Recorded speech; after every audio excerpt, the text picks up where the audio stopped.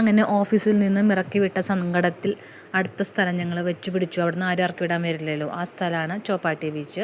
ചോപ്പാട്ടി ബീച്ചിൽ പറഞ്ഞാൽ നിങ്ങൾക്കറിയാം ഓൾറെഡി ഇവിടുത്തെ മെയിൻ ഗണപതി ഫെസ്റ്റിവലിന് എല്ലാ വലിയ വലിയ ഗണപതിനെ നിർമ്മാർജ്ജനം ചെയ്യണ ബീച്ചാണ്. വലിയ ബീച്ചാണ്. ഞങ്ങളവിടെ എത്തി. അവിടെ എത്തിയപ്പോഴാണ് എനിക്കൊരു സംഭവം മനസ്സിലായത്. ഭഗവാനെ അവിടത്തേക്കാളും കടിച്ചതിനേക്കാളും വലുതാണല്ലോ പിടിച്ചതെന്ന് പറയില്ലേ, അങ്ങനെ എന്തോ ഉണ്ടല്ലോ. അതുപോലെ അമ്മാതിരി വെയിൽ. എനിക്ക് വെയിൽ കണ്ടപ്പോഴേ എൻ്റെ എല്ലാ സന്തോഷം നിന്ന്. അപ്പോഴാണ് അപ്പുറത്തുള്ള കുറേ സ്റ്റാളുകളിലേക്ക് എൻ്റെ കണ്ണുടക്കിയത്. പിന്നെ ഞാൻ ഒന്നും ആലോചിച്ചില്ല, ഞങ്ങൾ വലിച്ചു വെച്ച് അവിടേക്ക് നടന്നു. പിന്നെ അവിടെ എത്തിയതോ ഓർമ്മയുള്ളൂ. അവിടെ നിന്ന് കിട്ടുന്ന സാധനങ്ങളൊക്കെ വലിച്ച് വാരി അടിച്ചു. കുറച്ച് വിശപ്പൊക്കെ അടങ്ങി വെള്ളം ദാഹമൊക്കെ കുറച്ച് കുറഞ്ഞപ്പോഴാണ് ആലോചിച്ചത് നമ്മൾ ബീച്ച് കാണാനാണല്ലോ വന്നതെന്ന്. അപ്പോൾ ഞങ്ങളൊന്ന് തിരിഞ്ഞ് നോക്കിയപ്പോൾ ഞങ്ങൾ ബീച്ച് കണ്ടു. സന്തോഷമായി, ഞങ്ങൾ ബീച്ച് കണ്ടല്ലോ.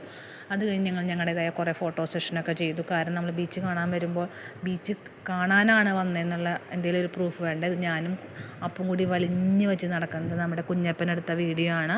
ഇതിൻ്റെ ഇടയിൽ കൂടെ കുഞ്ഞപ്പൻ ഞങ്ങളുടെ കൂടെ ജോയിൻ ചെയ്തു കേട്ടോ. അവളുടെ കോളേജ് ഇവിടെയാണ്. അവൾ സെൻറ്റ് സേവിയേഴ്സിലാണ് പഠിക്കുന്നത്. അപ്പോൾ അവൾക്ക് എന്തോ ഡാൻസിൻ്റെ പ്രോഗ്രാം ഉണ്ടായിരുന്നു. അതിൻ്റെ റിഹേഴ്സലിന് വന്നത്. അപ്പോൾ അവൾ ഞങ്ങളുടെ കൂടെ വന്ന് ജോയിൻ ചെയ്തു.